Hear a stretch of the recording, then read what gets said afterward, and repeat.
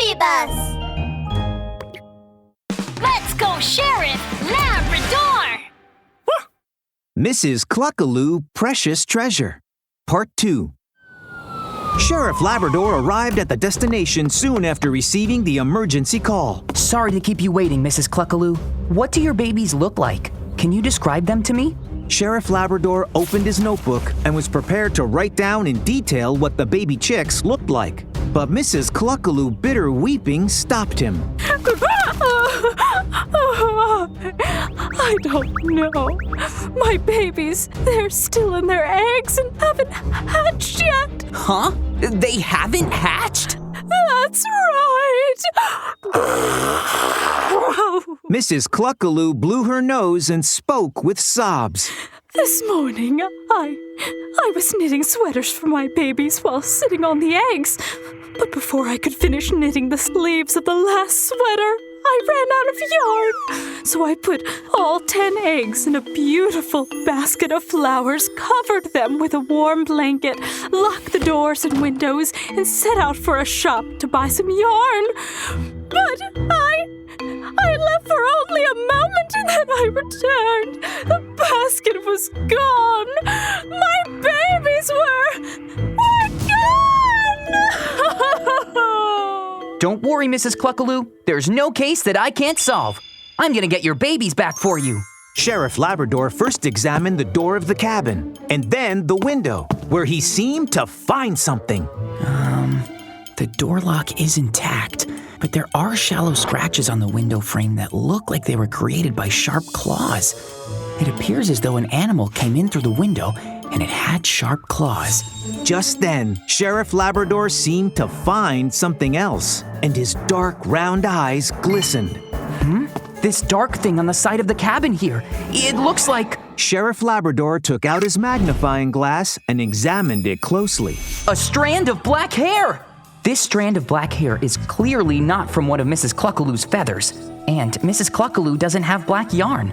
On top of that, the house is almost spotless, so she must have cleaned it very recently. I think this hair is probably from the egg thief. Mrs. Cluck-a-loo, if my guess is correct, the culprit is probably an animal with black fur and sharp claws. Huh? Sharp claws! Hearing his guess, Mrs. Cluck-a-loo gasped in fear and fainted the next second. Ma'am? Mrs. Cluck-a-loo! It's a fine day, luck has come my way. What's the treasure Mrs. Cluck-a-loo hid? Let bright Platt tell you what it is. Meanwhile, Platt the fox, carrying the basket and strutting proudly, sang merrily on his way home. Let me see what kind of treasure Mrs. Cluck-a-loo put in here. Platt's lips parted as a broad smile of expectation spread across his face. But his smile froze as he saw what was in the basket. Eggs? Why on earth would the basket be filled with eggs? Ah! Oh, the precious treasure that Mrs. Cluck-a-loo had hidden in the basket was 10 round, bright, and shiny baby eggs.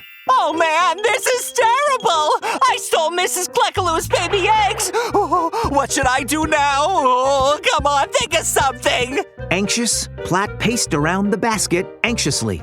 Maybe I should take the eggs back? Oh, no, that would make it all too easy to figure out I was the thief! But if I don't take the eggs back, who's gonna hatch them?